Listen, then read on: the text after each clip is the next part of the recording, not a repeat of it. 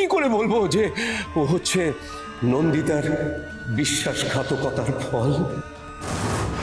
আজ এই প্রথমবার শাওন ম্যাডাম স্যারকে প্রশ্ন করছে। বেশ করেছে। যারা স্যারের মন বিষিয়ে দিয়েছে শাওন ম্যাডামের নামে, তাদের শাস্তি পাওয়াই উচিত। তবু তুমি বলছো আমি তোমাকে প্রতিটা মুহূর্তে মেরে ফেলছি, কিন্তু আসলে প্রতিটা ভালোবাসাহীন মুহূর্ত আমি জ্যান্ত লাশের মতো বেঁচে আছি। আমার তো তোমাকে ছাড়া আর কেউ নেই বাবা। আমি তো তোমাকে আঘাত দিয়ে বাঁচতে চাই না বাবা। আমি তো শুধু তোমার থেকে দূরে না গিয়ে তোমার কাছে থাকতে চাই বলেই বেঁচে আছি। কিন্তু আমার অস্তিত্ব যদি তোমাকে কষ্ট দেয়, তাহলে আমাকে একবার কারণটা বলো আর আমাকে মেরে ফেলো। তোমার ভালোবাসা না পেলে আমার বেঁচে থেকে কি লাভ বলতে পারো? প্লিজ বাবা, আমি আর পারছি না বাবা, আমি আর পারছি না, আমি আর পারছি না।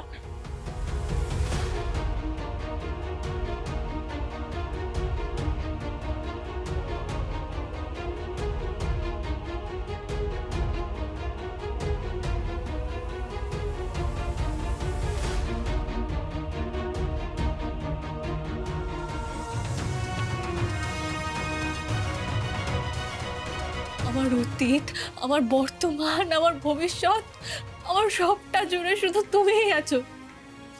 তোমাকে ছাড়া আমার জীবন অর্থহীন।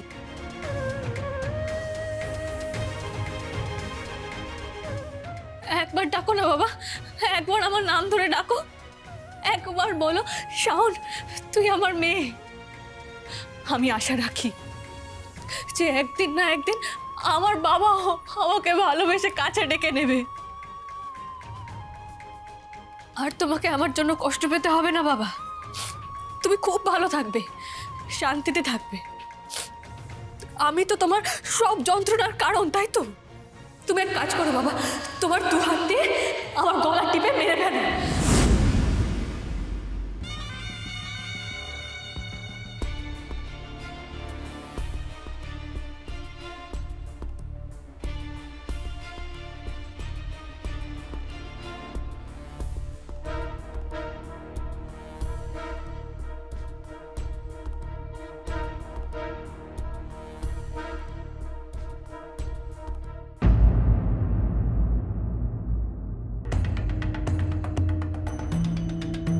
বীরু,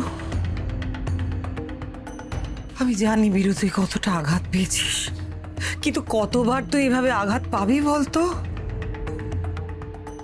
শাওনকে কিছু বলে কোনো লাভ নেই। কম বুঝিয়েছি, কম শাসন করা হয়েছে ওকে। ওর শিক্ষা হবে না। আমার তো মনে হয় ও ইচ্ছে করে এগুলো করে। আমি তোকে কষ্ট পেতে দেখেছি, তোকে কাঁদতেও দেখেছি, কিন্তু এতটা ভেঙে পড়তে আমি তোকে আর কখনো দেখিনি রে। আমি জানি তোর অতীতের স্মৃতিগুলো দুঃস্বপ্নের মতো তোকে তাড়া করে বেড়ায়। তোর অতীত তোর পিছু ছাড়ে না বীরু, আমি জানি সেটা। কিন্তু শাওন কি করছে বল? এই বাড়িতে থেকে বারবার তোর ওই ক্ষতগুলোতে, তোর ওই ঘাগুলোতে ও আঘাত করছে। আমি তো জানি, আমি কোনোদিনও চাইলেও তোর স্মৃতিগুলো, তোর অতীতের স্মৃতিগুলো আমি মুছে দিতে তো পারবো না, কিন্তু আমি প্রাণ দিয়ে চেষ্টা করব যাতে কখনো ওই অতীতের চিহ্নগুলো তোর চোখের সামনে না আসে বীরু। সেই জন্যই তো আমি প্রত্যেকটা অতীতের চিহ্ন ওই স্টোর রুমের মধ্যে তালা চাবি দিয়ে নিজে বন্ধ করে রেখেছি। চাবিটা পর্যন্ত কাউকে দিইনি, নিজের কাছে রেখেছিলাম। কেন? যাতে কোনোদিন আমার ভাইকে সেগুলোর মুখোমুখি না হতে হয়। কিন্তু শাওন কি করলো দেখলি তো? আমার কাছ থেকে চাবিটা চুরি করে নিল, সমস্ত অতীতের চিহ্নগুলো তোর সামনে এনে রাখলো যাতে তোর শুকিয়ে যাওয়া ক্ষতগুলো আবার রক্তাক্ত হয়ে যায় বীরু। কেন এগুলো করলো বল? আমি সত্যি বুঝতে পারি না ও কি চায়। তুই তোর বাবা বীরু, তোর প্রতি কি ওর কোনো ভালোবাসা, কোনো শ্রদ্ধা, কোনো দায়িত্ব কিচ্ছু নেই? আমি জানি তোর খুব কষ্ট হচ্ছে বীরু, কিন্তু তুই কষ্ট পেলে যে আমারও বড় কষ্ট হয়, আমি সহ্য করতে পারি না। আমি তাই বলছি, যতই কষ্ট হোক তুই তুই একটু শান্ত হ। আমার কথা ভেবে অন্তত একটু শান্ত হ। পারছি না দিদি, আমি শান্ত থাকতে পারছি না। আর কত কষ্ট আমি পাবো বলতো, প্রতিদিন কষ্ট পাবো আর মুখে হাসি নিয়ে সবার সামনে ঘুরে বেড়াবো। দিদি, আমি তো একটা রক্ত মাংসের মানুষ। আমার অতীত, আমার দুঃস্বপ্ন আমাকে তাড়া করে বেড়ায়। আমি কষ্ট পাই আর সেই কষ্টটাই চোখের জল হয়ে বেরিয়ে আসে। দিদি, একটা পাথরকে না যদি রোজ অল্প অল্প করে আঘাত করা হয়, সেটা গুঁড়ো হয়ে ধুলো হয়ে মাটির সঙ্গে মিশে যায়, কিন্তু আমি রোজ কষ্ট পাবো, আমি ভেঙে পড়বো, কিন্তু আমি মরবো না, আমি শেষ হয়ে যাব না। কেন দিদি, তুই বল আমাকে কেন? চুপ কর বীরু, চুপ কর না। না, চুপ করবো না। এতদিন তো চুপ করেই ছিলাম, তাতে কি লাভ হয়েছে বল? আচ্ছা, পৃথিবীতে তো কত মানুষ রোজ মরছে, আমি কেন মরে যাই না বলতো? বল না দিদি, আমি কেন মরে শেষ হয়ে যাই না? বীরু, একদম এসব কথা তুই মুখে আনবি না। কি বলছিস কি তুই? থাক বীরু, তুই যে কষ্ট পাচ্ছিস সেটা যদি কেউ না বোঝে, তুই তো তাকে বোঝাতে পারবি না, কারণ তোর কষ্ট দেখেই সে আনন্দ পায়। কি আনন্দ পায়?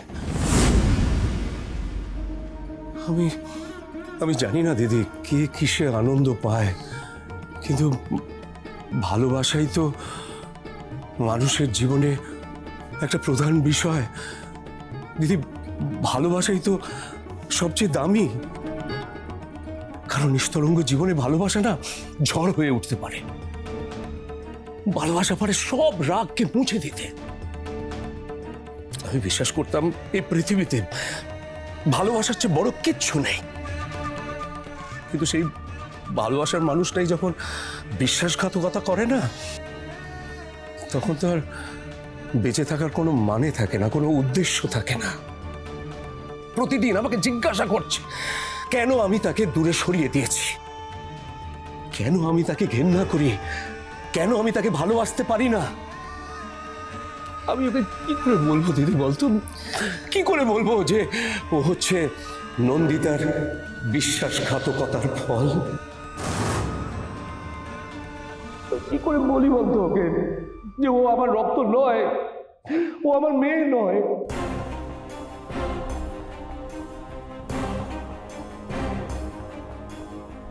আমি হেরে গেছি দিদি, না আমি নিজের কাছে হেরে গেছি।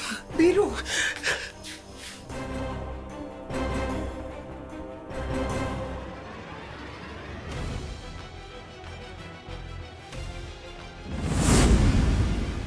আমি কিন্তু সফল বীরু।